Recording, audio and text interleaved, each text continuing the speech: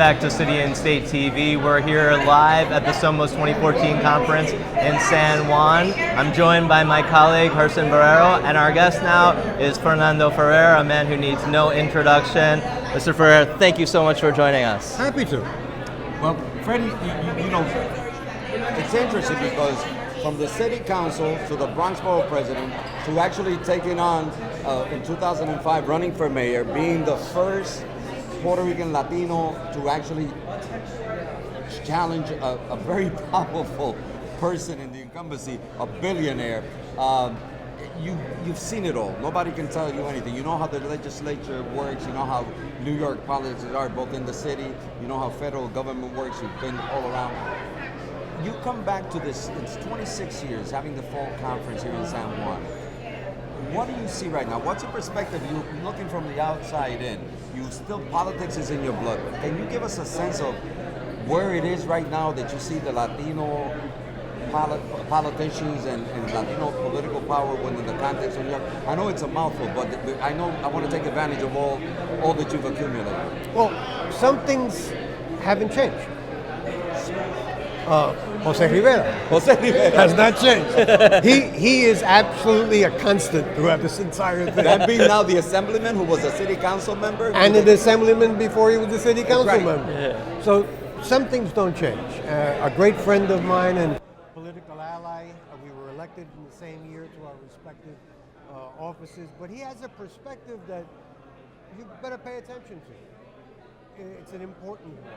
And he has a sense of history, a sweep of history about all this. Someone asked me yesterday, why are you coming to Puerto Rico to discuss Puerto Rican issues in New York? I said, well, it's not really entirely that.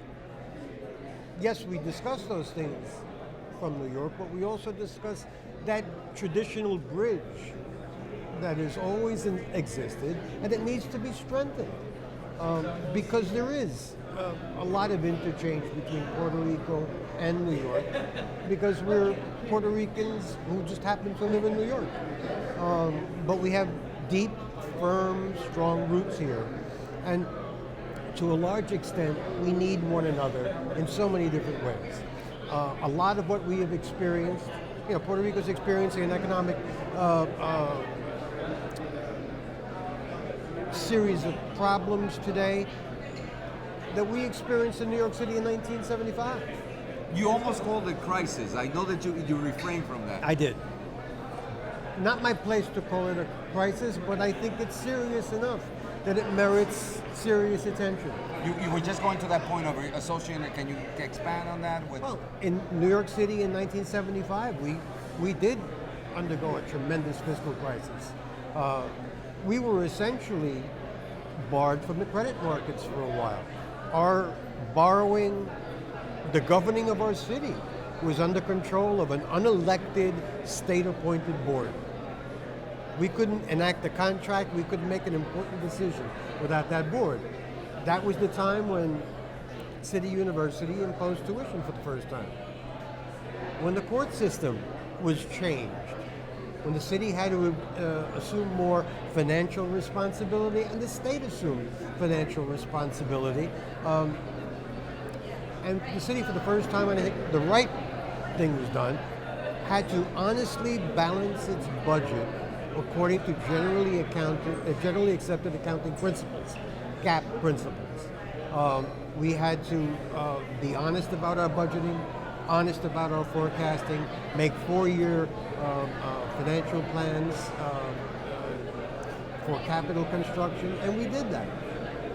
If you look back 20 years or 30 years later, you see, well, that turned out all right, but it was not without enormous sacrifice, and enormous hurt, and enormous pain. So there are things that we can share with our Puerto Rican counterparts here, as well as the things that our Puerto Rican counterparts can share with us. And it's always good to talk about those common solutions together in the place where all of our stories began.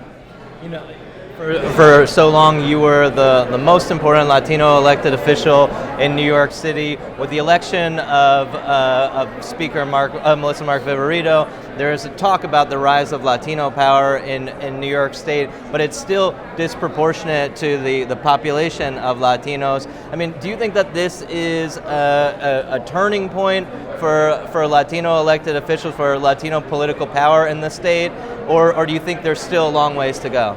It depends. I mean, this is a story that will continue to be told and unfold in different ways over time.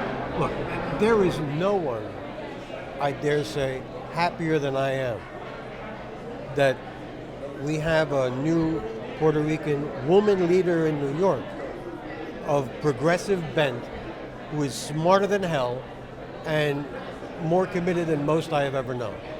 Melissa. She's terrific, and I'm very proud to see her grow and give leadership to our community. And there are so many others. So new people warming up in the bullpen for their higher place in leadership, and people that we've yet to hear their names, but who are coming up. And I think that's all to the good. Look, this is a tough town, New York. Who are you telling, you know? Very tough town, very tough way to establish yourself. I did it the particularly hard way and ran against a gazillionaire, but I had to make a point. Someone in a workshop that I just left talked about Bloomberg's $160,000 unit housing plan.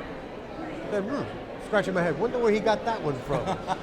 In 2005, in fact, he took my plan.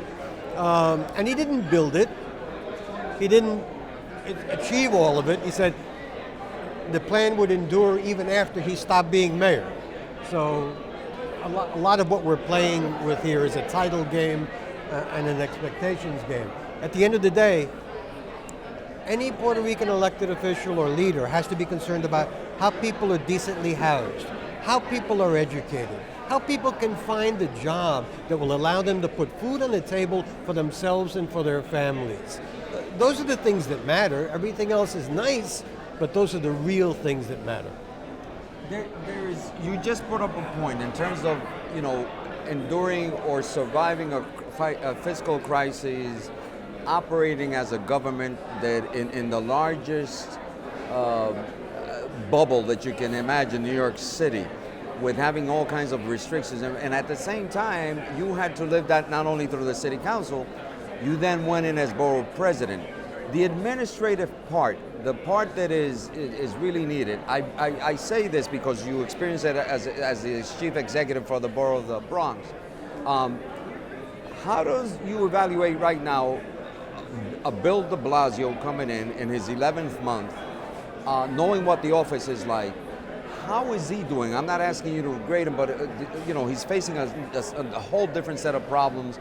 He's got almost 30% of the population is new to New York City than it was when you ran, more or less. So, how is he doing? Is he doing okay? Needs to do better? Is he doing a terrific job? What do you see? What is Fernando Ferrer, and based on all your experience, what do you see this current mayor at? Well, first, I think it's fair to tell you I'm a supporter of the mayor's. I like his politics and I like his approach to government. And anybody can stand on the sidelines and second guess. God knows I have done that in the past. I'm a lot more sensitive to it these days. So I'd like to let people have their own space and do their jobs. But I think his priorities are right. So for example, when he says, look, I want to build and preserve housing. I know the part about preserving affordable housing, but building is a challenge, especially when we've done so much building in the past. And there's a finite amount of land, so you have to try to find more density opportunities, better transportation opportunities. It's not only just building a house. It's, okay, what kind of park do your kids play in? What kind of schools they go to? What are your transportation options to get to and from work or the doctor? What kind of places you shop in? Those are all important component parts of a neighborhood that he's got to think about as well. To make this city affordable for the people who live here, is a tremendous challenge, especially when there are so many economic pressures coming from outside of New York and outside of the United States on New York. A real estate bubble that continues to blow. People who will think nothing of spending $40 million on a penthouse apartment as their pied-a-terre in New York City while they live in some other country. That's incredible. It's not where we used to be, but it's our present reality. We've got to figure out how it is that we can accommodate them because they add something to our economy, but also build for our own population. Let them grow in this city and let them continue to remain in this city. You know, we talk about poverty here in Puerto Rico, but obviously your borough, the Bronx, still has the highest level of poverty of any borough, and yet the Bronx has come so far. I was wondering, what is your take now on the current state of your borough? Well, look, I think, as anyone knows, I'm a big fan of our current borough president. He was a protege and a really good, thoughtful, activist elected official. When I came in as borough president, I had the closest thing to an urban blank slate there was. People talk about displacement. No, the fires and the abandonment displaced 400,000 people. What I had to do was try to figure out a way how to rebuild fast, not let the market come in and dictate its terms, but to dictate terms to it about how much affordable rental housing we build, how much affordable ownership housing we build, how to strike the right balance, how to keep people in the Bronx who, as their circumstances improve, they would leave. Keep them there. And how to rebuild that economic progression within the borough so that people could circulate within it, send their kids to school, be part of the strong economy, develop businesses there, and use all of the other market tools that there were to make that happen. I think we were successful in laying a tremendously strong foundation for that, and I think subsequent borough presidents have taken advantage of it and built on that. Look, we declined at the same time as East New York, but we rebounded much, much faster. We needed help, we needed investment, we needed subsidy, but then we proved that this rebuilding of whole communities had a multiplier effect. It put people back to work, it strengthened already strong industries. Healthcare is the biggest industry in not only the Bronx, but in 4 of the 5 boroughs of New York. The biggest industry in all of the city of New York. Well, that means something. Those are jobs. Those are good paying jobs. Those are the kinds of jobs that young people go to Ostos Community College to get an education for, to come back and work as an x-ray technician, a dental technician, pre-med. They get that start in the Bronx and they can continue to work and live in the Bronx, provide for their families, send their kids to school. Well, that's the only reasonable expectation we have of ourselves and our neighbors. You're out of politics, elective office, but you're not out of politics. I know you love politics, it's part of your DNA, and I know that you're looking at this from a different perch now. We just had an election this past Tuesday. You're a great Democrat, a good Democrat, maybe too loyal for some of us, but you are a good Democrat, and you see what's happening at the federal level, what happened in terms of, in Congress, the Senate, going over to the other party. You saw in New York that a practical unknown still got 41% as a Republican. A governor who we thought was stronger didn't do as well in terms of the percentage of the vote. You also see that there were certain things that happens in politics, the creation of a women's equality party. At this point, as a good Democrat, I know you're loyal, is there room for a Latinos equality party that brings in parity, that brings us into a situation where we can, if there was room for a women's equality party because of the things that they have not been able to acquire through the regular party, do you think that there should be a consideration that maybe comes out of SOMOS for a Latinos equality party? The short answer is yes. And that's spoken as a loyal Democrat. I think there's room for that, not only in the political spectrum of New York, but in the debate about where we go. as New Yorkers. Look, in New York City, Latinos are almost 30% of the population. That's big. And people need to understand that in terms of businesses, in terms of education, in terms of the professions, in terms of community development, the arts and culture, education, we've been making contributions over decades. And those contributions need to be recognized a whole lot better than they are today. That's a challenge for governors and for mayors, but mostly that's a challenge for us. Because no one will advocate for us better than we can.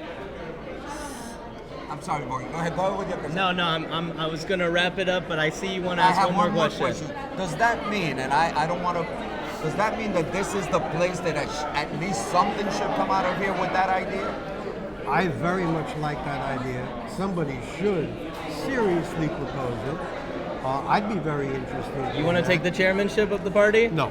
No, I'm out of active politics. But I'll tell you something.